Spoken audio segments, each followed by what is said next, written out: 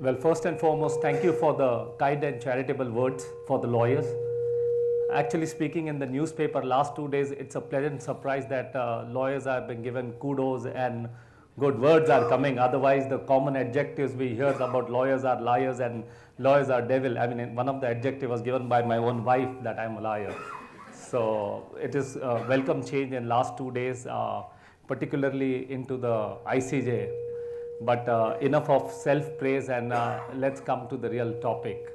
Well, those who would have witnessed in last 2 days about the coverage on the case of the International Court of Justice, I was looking at the coverage from a different perspective and I have seen a glimpse of future in that. So one of the pointers where I can see a glimpse of future over there is the webcast of entire proceedings. So sitting in your drawing rooms, you could actually witness the arguments that were advanced in the court, the rulings that were advanced in the court. You could actually see the expression of the lawyers. You could actually also see the expression of the judges. You can see the expression of everyone who was present in the court. So there was some sort of a glimpse one could see on this entire webcast and everything. And what I saw is a future in that. Now, it is very difficult to predict the future, particularly when it comes to the technology, and I guess it is very, technology is never an absolute. It keeps, the technology can become an absolute in the next 5 days. So, it will be very difficult for me to say that I am predicting a future or something, but I can see some point or direction in the future.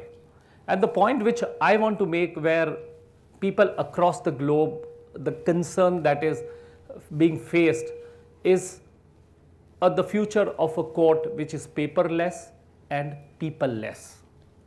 You can see a court which will be completely without papers and without people. And there are reasons for that. And the idea of paperless and peopleless has come now. And you will see lot of attempts that will be made in this direction. Now, we are always used to look at the image of the courts with hundreds of lawyers walking into the courtroom, hundreds of clients walking into the courtroom. Everybody wants to be there personally present. Everybody wants to see. So, in this, when I am speaking about the use of technology to speak about paperless, peopleless, whether it is practicable.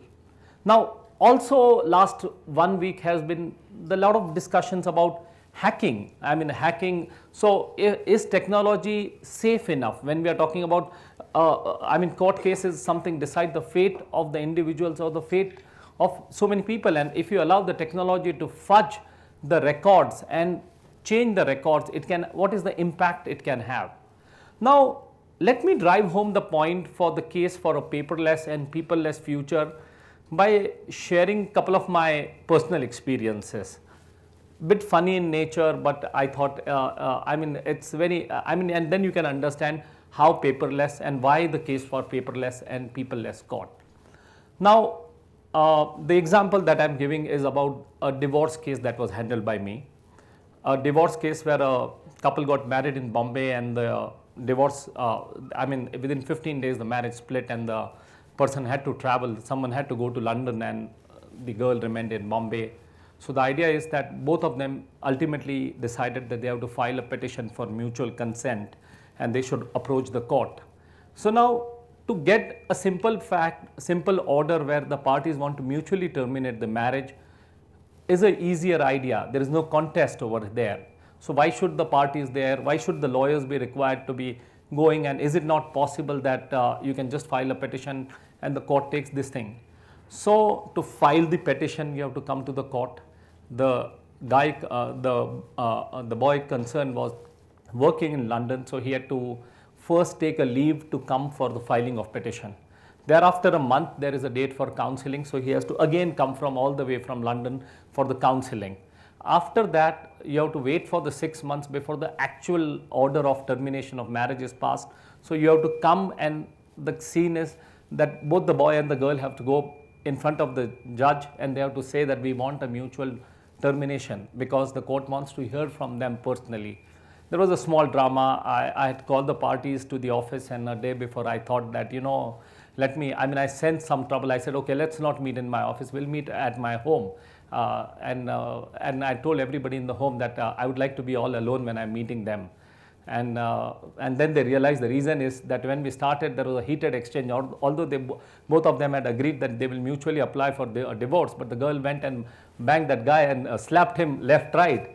So the case is, and after that, they again cooled down, they went to the court, and ultimately the marriage was terminated. Now imagine a person coming from London, coming for 3 dates, this whole drama happening, the whole emotional drama happening. So what is the idea of paperless and peopleless? Paperless and paperless, the simple is, it becomes an online dispute resolution. In an online dispute resolution, it is very simple. You file the documents electronically, you respond to the document electronically. The judge can conduct the meeting by way of video conference. You can put forth your views before the judge concerned, who can also look at you by way of webcam, and this is how the matter can be resolved. So no need of coming, no need of personal intervention, no need of human interface. So you don't need a human interface. What is required in the proceeding is you cannot leave the human out of the human interface. You need the human touch, but a human touch with a blend of technology which can be efficient and which can be the solution. Now, is this possible? Yes, this is possible, but for this, what I feel is that we have to change our attitude, we have to change our mindset, we have to accept the challenge of the change. Change is inevitable, technology is giving the solution, and in my view, if we start embarrassing the technology, we change our attitude, we start with the online dispute resolution process, we start with the use of technology, we start more of virtualization. This will address the issue of efficiency, and this will address the issue of delay. I don't know in the audience if you are aware, do you know the magnitude of delay? Forget internationally, but the data that is available in India as to how many cases are pending today. Can anybody make a guess? 32 million. It's close to 38 million as of now when we are speaking. So 38 million cases, if we have to try and sit, and on top of it there are so many new cases that are getting added into that list. So is it possible? And with the delay, what happens is people stop honoring the contract, people start honoring the word, and that is where the whole dispute start. So assuming a system where there is no delay, there is no arrears, the disputes are getting resolved efficiently, the disputes are getting resolved in the time bound manner, what the resultant impact is going to be dramatic. It will help people to honor the contract, people will stop taking people for granted. The most important, where in India we come from the philosophy where every word is honored, and this philosophy is across the globe. When we speak about ethics, we speak about morality, it is about keeping the word. So from that perspective, the case is for paperless and peopleless. Now we have to go one step further. Speaking about just paperless, peopleless technology. Now as far as the lawyers are concerned, now lawyers are only studying the law books. So how people who are studying with the law books are concerned, how do they go about it? You are only studying the law, you don't study the technology, you don't study the management. So according to me, the next change what you will see is the future of law school and the future of the lawyer's office or the ecosystem that surrounds the lawyers. It's not going to be like what you see, like old shady offices with books and files, and you're trying to find out. The law schools, what you will see, where you will not only study law, but according to me, law school will be a combination of law, technology and management. You cannot independently, if you are saying that I'm just going to study the law and that is going to be the future, that is never going to be the solution.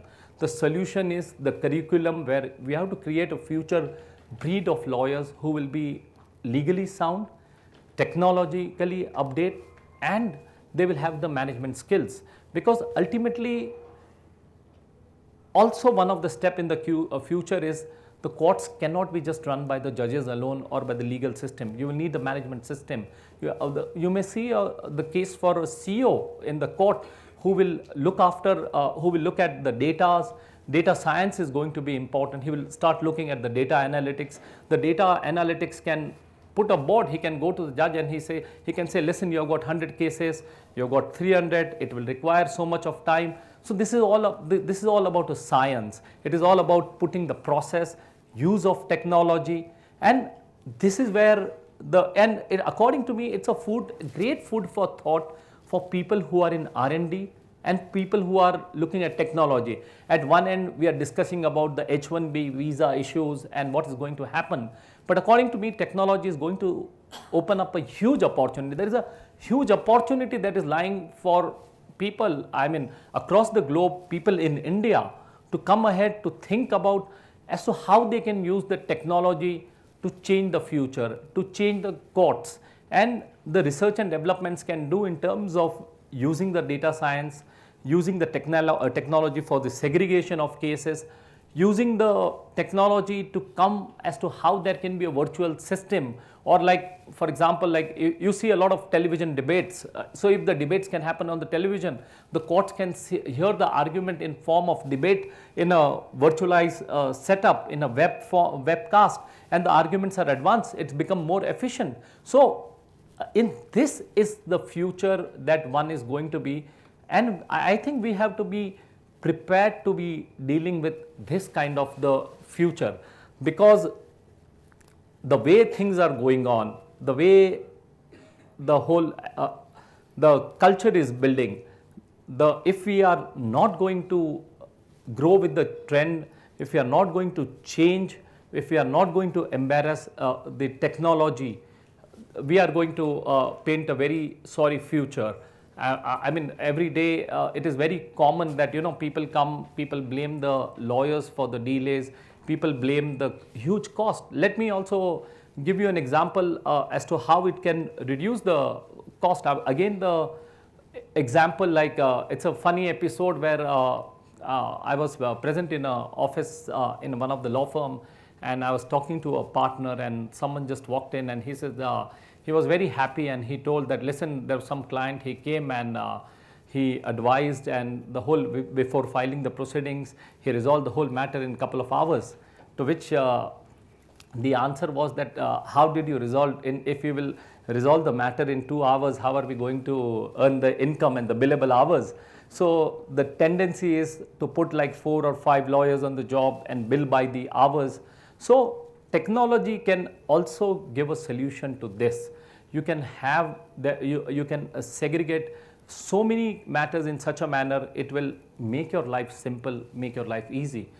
High complex cases, that's fine. I mean, will require some amount of human intervention, but I'm sure so many of you will be aware about also petty traffic offenses where your license is impounded or you have to go to the court or something. Nowadays, you can see some change about the cameras being installed and the camera giving you a proof as to what is happening on the road, or the camera also sending you the messages that this is the violation that has happened.